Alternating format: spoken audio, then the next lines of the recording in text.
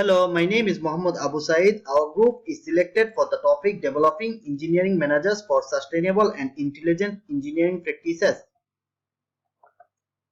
So first of all, what is sustainable development? Sustainable development defines as development that meets the needs of the present without compromising the ability of future generations to meet their own needs. According to this case study, there is two benchmarks to become sustainable organization. The first one is sustainable production and consumption. The second one is sustainable technologies. How a company practice sustainable production and consumption to reduce the consumption of resources, to reduce the impact on nature, to increase the product or service value. Okay, to develop sustainable engineering managers, we need to understand these three questions. So, first of all, who is sustainable manager? Sustainable managers is who practice to managing an organization based on the three bottom lines: peoples, planets, and profits. And then the second question is, what does sustainable managers do? Sustainable managers always uses sustainable resources. He always try to take sustainable processes. You always try to increase efficiency of the organization. Sustainable managers reduces environmental impacts and fulfill all other aspects of the sustainability. These are the steps a sustainable engineers can practice.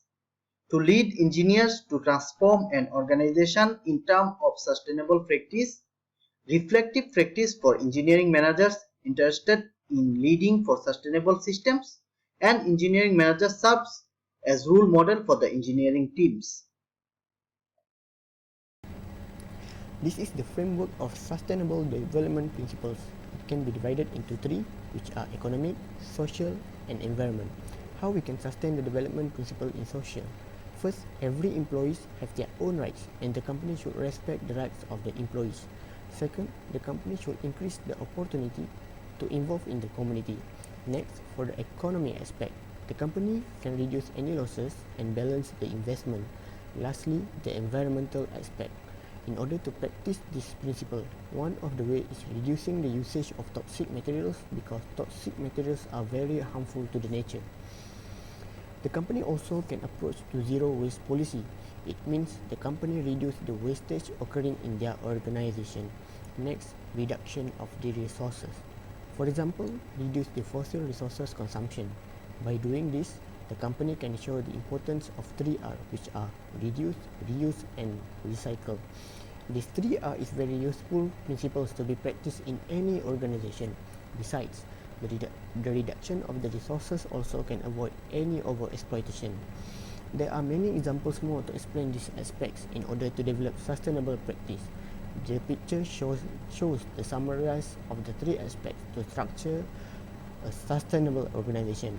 By practicing these sustainable principles, a better organization. So my part is to explain the case study, first case study, which is green innovation, a case study of Nokia's recycling strategy.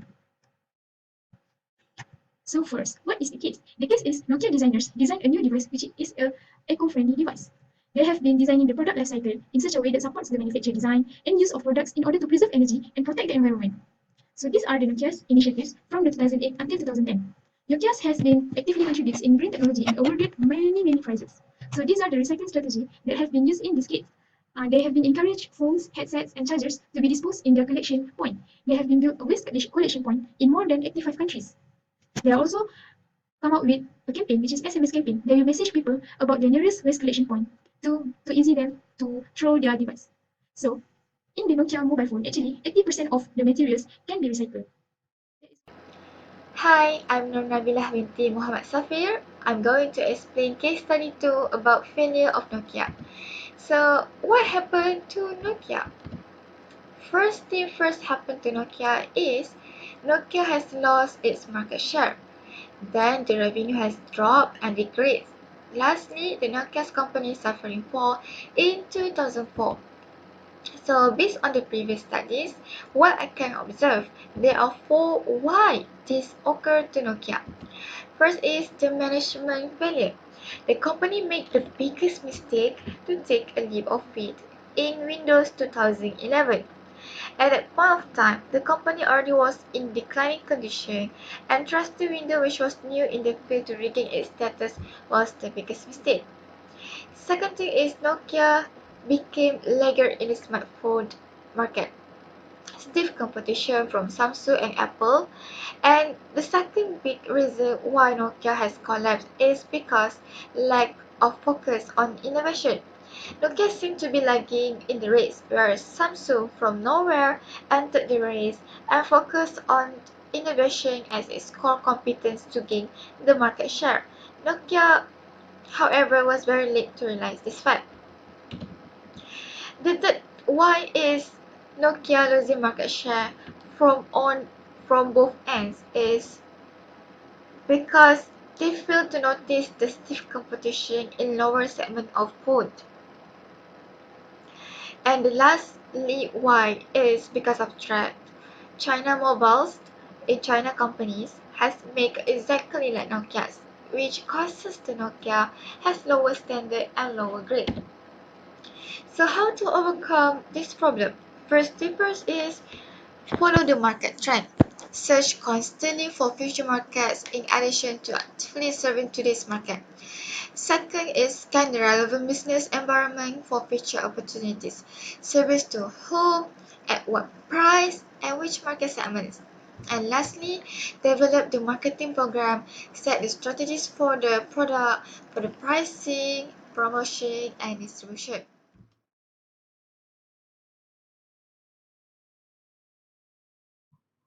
So this is the engineering manager structure. Our group proposed to practice intelligence and sustainable engineering.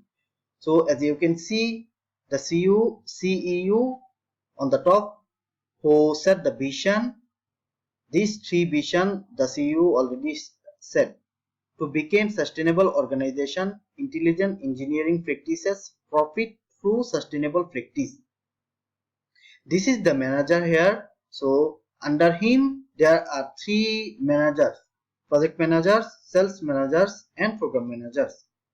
So managers uh, managers set these five benchmark to practice to achieve this vision. The first benchmark is reduce environmental impacts. The second one is sustainable processes, sustainable practices, increase efficiency, technological evolution. All the stakeholders, including project managers, workers, and others, all the stakeholders, including project engineers, workers, and others, uh, working to achieve these visions. Those already CEO of the company will set. So this is the engineering managers structure our group already proposed. Thank you. So this is basically the more formal engineering manager structure to practice sustainable engineering. So as you can see, CEO as usual on the top, he set the vision, and then managers working to achieve this vision, and he lead to the other stakeholder to achieve uh, the CEO selected vision. So this is our, to explain more practically, our group members divided into CEO, managers, project managers, sales managers, and program managers. I am ruling as a CEO. As a CEO, I set the vision to become sustainable organization, to practice intelligence engineering, to profit through sustainable practices. So other members will explain how they achieve this vision How to become to become sustainable engineers. Next, I need to lead them to a sustainability ethic. I need to explain to them how a sustainable organization works. Lastly, I need to make sure they practice the sustainability principles in their works. By doing my roles, a better management can be formed and the problem can be solved. The Nokia tried to be a green new technologies design, which is about 65% to 80% of the Nokia mobile phone are from recycled materials. This can be proved as the Nokia design mostly are from the recycled materials such as cover parts and electronic parts, with a goal of the Nokia operation is to reduce all waste to minimum. According to Global Consumer Survey in 2009, about 3% of the people recycle their mobile phone, and 3 out of 4 people added that they didn't know that the mobile phone can be recycled. There is a survey is conducted with the aim is to explore about the consumer's attitude and behavior about the recycling.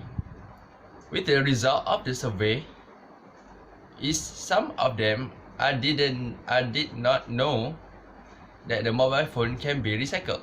So about 85 countries around the world has the collection point for the unwanted mobile phone by Strategy. Nokia. So actually, how engineering managers could do in recycle strategy? Actually, technology innovation for minimum detrimental effect on the environment. The technology innovation is made by the engineering managers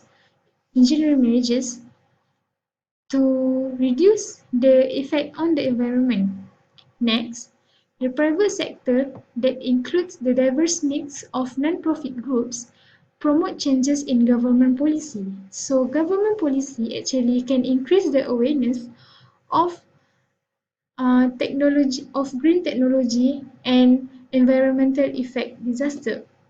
So actually this method is very useful in reducing the effect of environment disaster.